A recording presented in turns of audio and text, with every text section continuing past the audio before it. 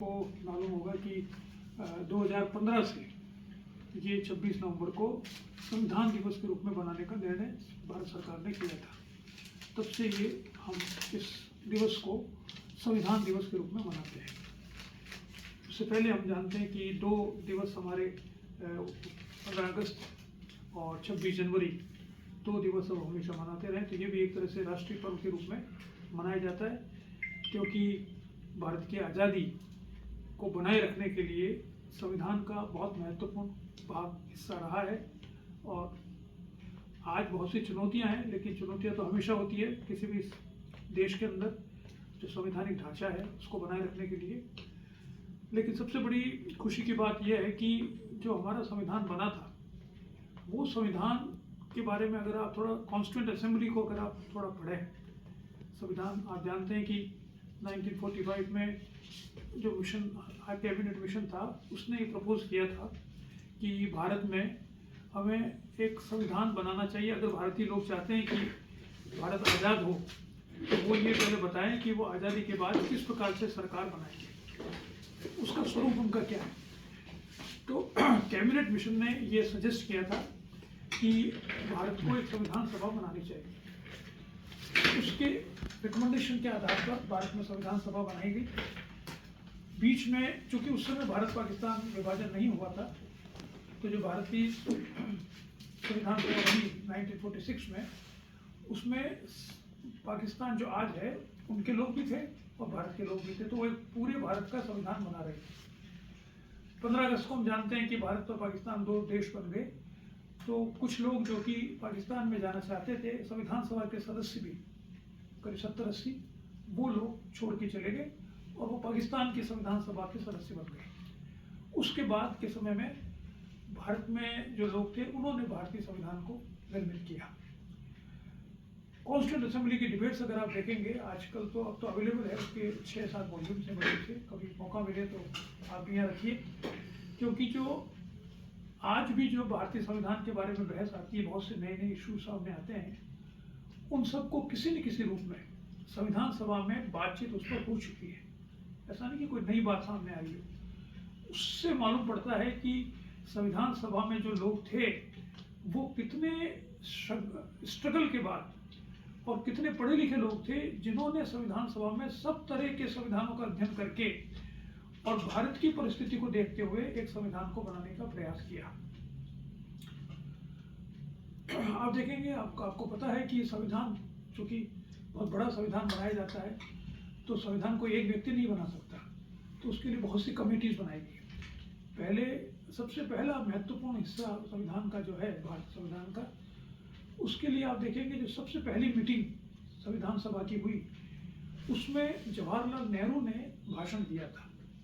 वो भाषण आधार है संविधान का। उसमें उन्होंने ये बताया था कि संविधान जो हम बनाने जा रहे हैं, वो हमारा नया देश जो होगा, वो देश किन सिद्धांतों पर चलेगा, उसका एक लिखित स्वरूप हम प्रदान कर रहे हैं। तो किन सिद्धांतों पर चलेगा, इस पर नेहरू ने बहुत अच्छा एक भाषण दिया था, बहुत सी बातें बताई थी। और वो सारी बातें वो थी जो पिछले 25-30 सालों में जो राष्ट्रीय आंदोलन चल रहा था गांधी जी के नेतृत्व में 1920 के बाद में, जब पहली बार ये डिमांड उठने लगी थी कि भारत को स्वतंत्रता मिलनी चाहिए, उस समय से जो बातें सारे लोग, जो नेतागण थे, जो भारत की आत्मा का प्रतिनिधित्व करते थे, उन लोगों ने जिन बातों को सोचा कि भारत को आज़ादी क्यों मिलनी चाहिए और आज़ादी मिलने पर हम क्या करेंगे, उन सब के विचारों का सारांश नेहरू ने अपने उस भाषण में रखा है। इसलिए जब हम संविधान पढ़ते हैं तो हम कहते हैं कि संविधान का जो सबसे पहले प्राकथन है, उसको हम पढ़ते हैं। आप जानते हैं, हम सब लोग सबसे पहले कहते हैं इससे हम कमिटेड हैं। लेकिन वो प्राकथन बना कैसे, वो शब्द जो उसमें आए और जो आइडियाज उसमें आए कि हमको राज्य ऐसा बनाना है और राज्य के नागरिकों को ऐसा देना है, वो सब आइडियाज राष्ट्रीय आंदोलन की धरोहर है।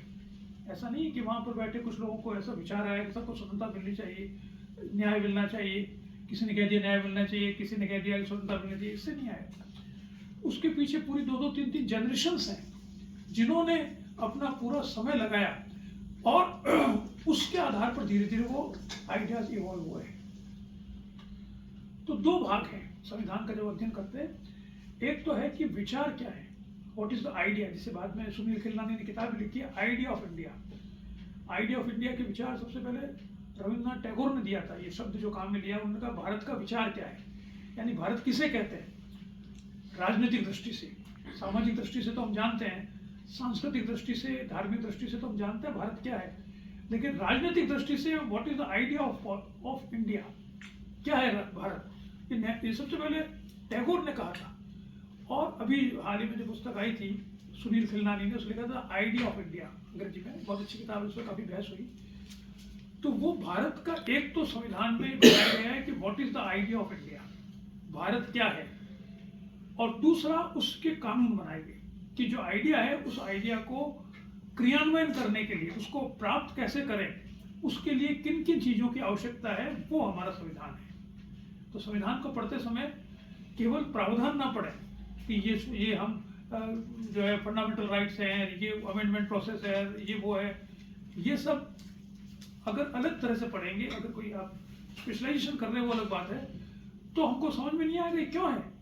हमें समझना पड़ेगा अधिकार क्यों दिए गए, ये नीति निर्देशक तत्व क्यों है, संविधान में संशोधन करने की शक्ति क्यों दी गई है, फेडरलिज्म क्यों है हमारे यहाँ, ये सब बताते हैं अगर इनका अध्ययन करें तो, कि भारत का विचार क्या है, what is the idea of India. तो आइडिया ऑफ इंडिया जो नेहरू ने अपने पहले संबोधन में कॉन्स्टिट्यूएंट असेंबली में कहा, वो अब तक का सबसे अच्छे जो भाषण माने जाते हैं दुनिया में। आप देखें एक दो चार किताबें हैं जो है the best speeches of the world, 100 speeches या 200, उन सब में उसका उल्लेख है कि अगर आपको नेहरू की सबसे अच्छी स्पीच, क्योंकि वो उस समय उसने, नेहरू जी ने ये बताया कि हम ये यहाँ जो बैठे हैं, हम लोग 2.5 साल में क्या काम करेंगे और क्यों करेंगे, ये विचार सबसे पहले उन्होंने किए। उस विचारों को इम्प्लीमेंट करने के लिए बहुत से कमेटीज बनाएंगी। अब कमेटी किसी को आगे भाई ये फंडामेंटल राइट्स पे कमेटी बनी, किसी ने डायरेक्ट प्रिंसिपल से बनी, किसी अलग अलग जितने भी प्रावधान हैं, बड़े बड़े भाग हैं, उन सब पर कमेटीज बनी, जिससे कि वो अपनी रिपोर्ट अलग बना सके। आप जानते हैं आज भी वही सिस्टम है, किसी संसद में कोई बिल जाता है तो पहले कमेटीज बनती है, वो कमेटीज एक्सपर्ट्स की होती है जो अपने विचार रखती है, फिर उस पर बहस होती है। अब वो सारी बहस अलग अलग रखे बना दी गई, लेकिन वो सारी जो कमेटीज हैं उनकी जो रिकमेंडेशंस आएगी, उन रिकमेंडेशंस को संसद में, वो जो कॉन्स्टिट्यूएंट असेंबली है उसमें डिफेंड कौन करेगा। आप जानते हैं आज भी संसद में होता है, कोई कमेटी बनी, उसने कोई रिकमेंडेशन दी किसी बिल के ऊपर, तो जो विपक्षी दल होता है वो उसका विरोध करता है बहुत सी बातों का, नहीं इसमें ये गलत है। तो जो पक्ष का दल होता है सरकार का, उसको डिफेंड करना पड़ता है।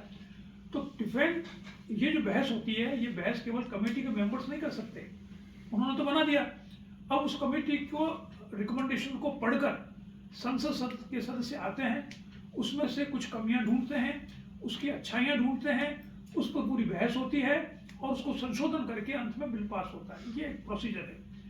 कॉन्स्टिट्यूएंट असेंबली में इसी प्रकार से हुआ। तो प्रश्न ये आया था कि ये इतना बड़ा संविधान बन रहा है, इसको इतने सारे विद्वान लोग बैठे हैं, इसको डिफेंड कौन करेगा। तो सारे विद्वान हैं, सारे आर्ग्यूमेंट दे सकते हैं, सारे तथ्य दे सकते हैं। तो नेहरू जी को गांधी जी ने सलाह लेते थे, गांधी जी ने सजेस्ट किया कि आप, नेहरू जी किसी और को बनाना चाहते थे, इसको किसको बनाया, ढूंढ रहे थे वो, तो सरदार पटेल को बनाया जाए, किसी को बनाया जाए। तो गांधी जी ने सजेशन दिया कि आप अम्बेडकर को बनाइए। तो उन्होंने पूछा अम्बेडकर तो कांग्रेस का सदस्य नहीं है, इसको क्यों बनाया जाए। तो उनका इसके दो कारण हैं जो गांधी जी ने बताए। उनका एक तो कारण ये है कि अम्बेडकर भारत की आत्मा को पहचानता है, that is the major reason, कि उसे पता है कि आप जो गांधी जी की धारणा थी, जो हम जानते हैं, गांधी जी का फेमस स्टेटमेंट है कि अगर निर्णय लेते समय कभी आप असमंजस में आ जाएं कि भाई निर्णय सही है गलत है, तो उसका एक तरीका जांचने का जो सही है गलत है, अगर आपके निर्णय से जो समाज का अंतिम व्यक्ति है उसकी आंख का एक आंसू अगर कम हो रहा है तो आपका निर्णय सही है। ये है क्राइटेरिया जो गांधी जी ने कहा था। तो गांधी ने कहा नेहरू जी को कि अम्बेडकर वो जानता है कि वो अंतिम आदमी क्या चाहता है, he knows the spirit of India. और ये संविधान हम बना रहे हैं और भारत बना रहे हैं, इसलिए नहीं बना रहे हैं कि अंग्रेज चले जाए तो कोई और आ जाएगा, उससे कोई क्या फर्क पड़ेगा। देश ऐसा बनना चाहिए जिसमें अंतिम व्यक्ति के आंसुओं को पहुंचने की क्षमता हो, जितना भी हो सके। 0.001% ही हो, लेकिन आपका उद्देश्य वो होना चाहिए कि हमें ये ऐसा करना है, जितना कर सके। सब कुछ करना संभव नहीं होता, लेकिन जितना कर सके। तो एक तो अम्बेडकर में ये विशेषता है जो गांधी ने, तो उनका तो आपसे तो विरोधी है वो, उसने कहा मेरे विरोधी, हमसे कोई फर्क नहीं पड़ता, विरोधी से वो देश को उस चीज को पहचानते हैं, दैट इज वन। दूसरा, वो कानून के ज्ञाता है। आप जानते भी हो, अब वहाँ बहस तो कानून की होगी, कानून ये सही है गलत है, तो कानून का ज्ञाता भी होना चाहिए। ऐसा रेयर कॉम्बिनेशन मेरी निगाह में इस व्यक्ति में है कि जो देश की आत्मा को पहचानता है और जो कानून का भी ज्ञाता है। बाहर विदेश में पढ़कर आया है, दो जगह PhD की डिग्री ली है, उसको कानून के बारे में बहुत कुछ जानकारी है। तो ये दो बातें इसी आदमी में है, इसलिए इसको आप जो ड्राफ्टिंग कमेटी है उसका चेयरमैन बनाइए। ड्राफ्टिंग कमेटी का क्या मतलब था? उसने कोई बैठ के कॉन्स्टिट्यूशन नहीं बनाया, जो हम कई बार समझते हैं कि अम्बेडकर ने बैठ के लिखा था। अम्बेडकर ने कुछ नहीं किया। अम्बेडकर का जो कंट्रीब्यूशन है सबसे बड़ा ये है कि जो कमेटीज की रिकमेंडेशंस थी उनको पढ़कर उसने अपने हिसाब से बनाया कि इसमें से ये चीजें सही है मेरे हिसाब से, और इनको डिफेंड करना है। 2000 से ज्यादा संशोधन 2 साल में उस संविधान के ऊपर आए थे, और अम्बेडकर ने सिंगल हैंडेडली उन सबको डिफेंड किया। कुछ कुछ माना, लेकिन अधिकतर को उन्होंने अपने तर्कों से, अपने आर्ग्यूमेंट से, अपने एविडेंस से, अपनी लॉ की नॉलेज से उन्होंने सिद्ध किया कि नहीं, जो रिकमेंडेशन आई है वो सही है, और वो और उसमें कॉर्पोरेशन में कॉर्पोरेट होनी चाहिए। जैसे मैं उदाहरण दूँ, यही आया था सबसे पहले कि आप संविधान का जो प्रारूप बन रहा है उसमें आप गांधी जी की फोटो लगाइए। गांधी जी चले थे सारे, तो उन्होंने कहा सब गांधी जी की फोटो लगाइए, इसमें क्या करते हैं, इनकी नेतृत्व में हम लोगों ने लड़ा है, देश आज़ाद हुआ है, तो संविधान बन रहा है, तो गांधी जी की फोटो क्यों नहीं होनी चाहिए इसमें। तब अम्बेडकर ने कहा, जो आज भी हम कोर्ट करते हैं, हमको पता नहीं कोर्ट क्यों करते हैं, उन्होंने कहा देखिए, किसी भी देश को आगे बढ़ने की बहुत सी शर्तें हैं। अगर आप देश को आगे बढ़ाना चाहते हैं तो पहली शर्त, बहुत सी शर्तों में से एक शर्त यह है कि व्यक्ति पूजा नहीं होनी चाहिए। गांधी जी ने बहुत बड़ा काम किया, हम उसके सबको आभारी है, लेकिन अगर आप गांधी जी में अटक गए तो आप आगे नहीं बढ़ पाओगे। इसलिए व्यक्ति पूजा ना करके हम आइडिया की पूजा करें, गांधी जी के विचारों की पूजा करें। उनके विचारों को हमने नीति निर्देशक तत्व में रख रहे हैं कि राज्य को चाहिए कि अगर परिस्थितियां सही होती रहे तो धीरे धीरे नीति निर्देशक तत्वों को लागू करता रहे, जिससे गरीब आदमी को लाभ मिल सके। अगर आपने किसी एक व्यक्ति की तस्वीर लगाई, चाहे वो गांधी जी हो, चाहे ईश्वर हो, आप कोई कहते हैं भगवान की तस्वीर लगाइए, भगवान की लगाइए, भगवान की तो पुत्र हैं सब लोग, तो भगवान की लगाइए। तो उसने कहा नहीं, मैं इसमें विश्वास नहीं करता, किसी मेरी मत लगाई, किसी की मत लगाइए, तस्वीर लगाना नहीं चाहिए किसी की।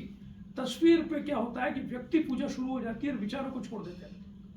आज भी कर रहे हैं, हम सब लोग जानते हैं, चाहे अम्बेडकर हो, चाहे गांधी हो, चाहे कितने महाराणा प्रताप हो, किसी, हम सब लोग धीरे धीरे किस में आ जाते हैं। वो आसान तरीका है कि उनकी तस्वीर लगा दो, माला चढ़ा दो और ताली बजा दो और सब पढ़ो, बहुत अच्छे थे, बहुत अच्छे थे। उनके विचारों को कौन पढ़े?